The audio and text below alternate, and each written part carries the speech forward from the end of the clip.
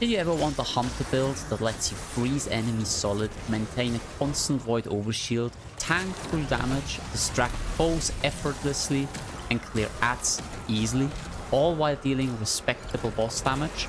Well, I just got the thing. And don't worry if you don't have the exotic class item or the exact perks. There's a normal exotic that slots in perfectly, one I honestly never thought I'd use. Let's break it down, the surprisingly strong mid to close range Prismatic Hunter build. We'll be utilizing the exotic Hunter Cloak with Spirit of Inmost Light and pairing it with Spirit of the Coyote. I had this cloak stashed away since the Dual Destiny mission dropped. I tried it back then and really liked it, but didn't really put too much thought into the loadout. This time though, I put together something that's not only fun, but holds up pretty well in higher end content, for example like Master Lost Sectors. Spirit of Inmost Light. Using any of your abilities, grenade, class ability or powered melee, for that one as long as it hits, grants empowered abilities. ×1 is 400% increased base melee and grenade regen and plus 25% class ability regen. For ×2 empowered abilities, it's a plus 800% base melee and grenade regen and a plus 50% class ability regen. This only buffs the other two abilities, so if you throw a grenade, your melee and dodge get the buff. Using a second ability ramps it up to ×2. While doing some testing, I did notice that using my super will put the buff timer immediately to 1 and then run out. Which isn't just a visual bug sadly, it does stop the increased recharge rate for your abilities. As for the Spirit of Coyote, simple but effective. It gives you a second dodge. This build thrives on dodging, so the uptime boost is immense. If you don't have the exotic class item or you don't have the exact perks, you could swap it out for balance of power. The newer exotic legs, a lot of people I'm pretty sure forget about, including me. The legs grant plus 50% damage resist and plus 67% longer duration to Threaded Specter, the strand aspect.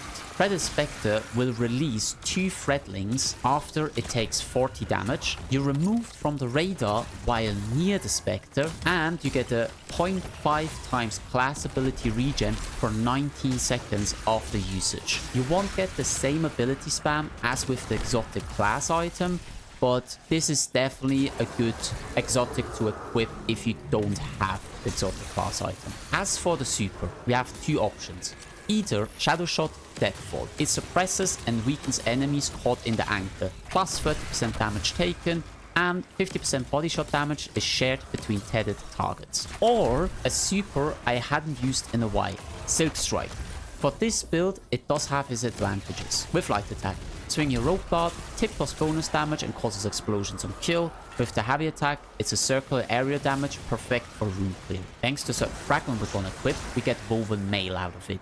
Using this super will change some things on the mods, but to that later. For your class ability, you can go either Gambler's Dodge or Marksman Dodge.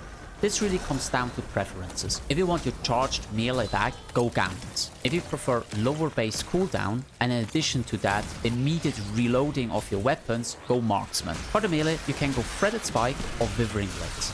I recommend using Threaded Spike, mainly because it severs up to 9 targets on hit, which reduces their outgoing damage by 40%. That's massive in high-end content. If you'd rather lean into freeze and slow effects, Withering Blade still works great and synergizes nicely with one of our aspects. For the grenade, we're gonna go Duskfield. It's an easy crowd control. It slows targets on impact and freezes them if they linger in the field. It also helps trigger one of our aspects. For the aspects, Winter's Shroud. Dodging near enemies slows them. Combine that with Duskfield and you're freezing enemies constantly. Also, slowing a target gives 300% class ability regen boost. That alone makes this aspect totally worth it.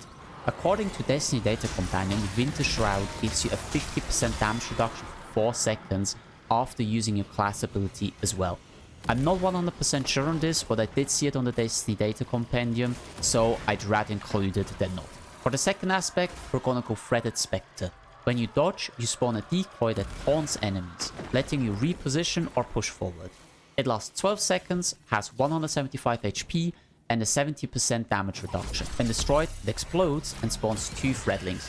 Great for keeping pressure on ads. Also, you'll passively gain faster class ability regen just for equipping it. It's the perfect pair with Spirit of Coyote. Even if I love it, we will not be running Ascension, because sadly this doesn't trigger the benefit from Spirit of Inmost Life. Let's get to the fragments. I tested quite a few setups, but this combination felt the smoothest. For the first one, Face It of Hope.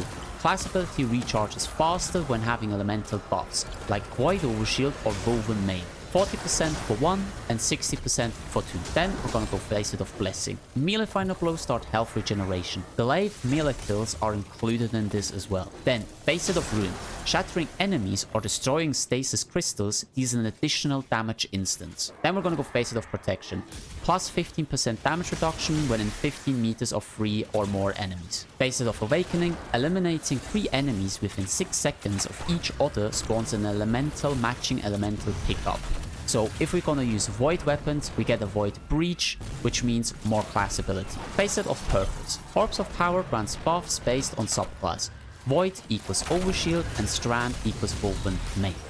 Since we are in a closer range, you could as well go Face It of Defiance Instant of Ruin. Finishers deal 150 elemental damage based on the super, so Void or Strand, applying as well a super matching debuff to targets around it, so Volatile or Sever. For the weapons, the kinetic slot is really flexible. I personally go Tinashe's Mastery, the Stasis Rocket Sidearm with Chill Clip. By base, it can cover Unstoppables and Overloads, and thanks to the artifact this season, it can cover barriers as well. For the energy slot, we're gonna go Vexcalibur. I personally never thought they would come where I use a Glaive. Personally, I never really liked their playstyle. I know there are some really insane builds, but they never really fitted my idea of playing. How wrong I was. It gives you Void Overshield easily, deals 25% bonus damage to Vex, and if you have Void Overshield active, you deal 20% more damage to everything. You can get the Overshield by blocking, and you can refresh it via Glaive melee kills, or by picking up Orbs of Power thanks to Face It of Purpose. One very important detail. If you are running Deadfall with Face It of Purpose, you get a 5-second Void Overshield from an Orb of Power. But you can't bring that timer from 5 to 8 with Vexcalibur. So make sure to proc the Overshield from Vexcalibur first for the 8 seconds and then pick up an orb. As for the heavy, it's really flexible. I suggest something with an automatic reloading perk like auto-loading holster or Ambitious Assassin. I'm running currently Bump in the Night with Chill Clip to get even more slow and class ability recharge rate. For the armor stats and mod setup. For the overall stats, I'd focus on resilience, mobility and discipline. I'm currently running 100 mobility, 100 resilience and 100 discipline and 30 recovery. As for the mods, on the helmet, Harmonic Siphon and twice Dynamo, which is 4% supercharge per dodge near enemies. If you use Strand as your super, switch Harmonic Siphon and Dynamo for 2 times Void Siphon for orbs to keep the Woven Mail going. Personally, I don't really like Silk Strike because it's a very long-lasting super and I don't feel I get enough benefit out of it with this current build. So we wouldn't use the super that much. For the arms, I have ×3 bolstering detonation, which will give us a 20% class ability energy when causing damage with our grenade. You can swap this to ×3 focusing strike if you're going melee heavy. Just remember, you can't throw or catch Threading Spike while holding a Glaive. On the chest, really any resistant mods you want. On the legs, I have 1 Void Weapon Surge, which grants 10% increased damage to Void Weapons when armor charge is active.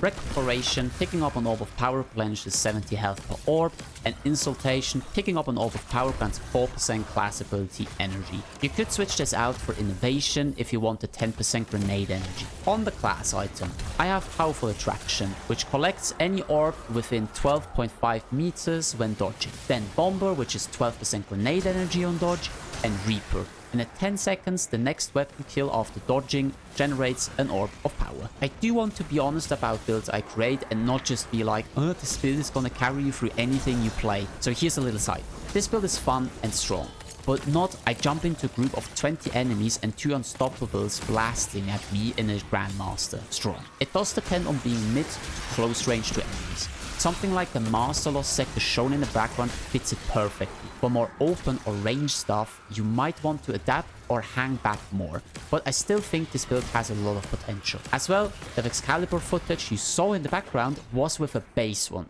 I don't have any of the better weapon perks on it. So, a little side note again, do your exotic missions even if you think you never used the weapon type. Now I have to wait for a weekly rotation. If you got this far in the video, thank you very much for watching it. I hope this build gives you something new to try, especially if you've been sleeping on glaives like I did. As always, have a great day, night, evening, morning or afternoon, whatever your time zone is, and I hope to see you in the next one.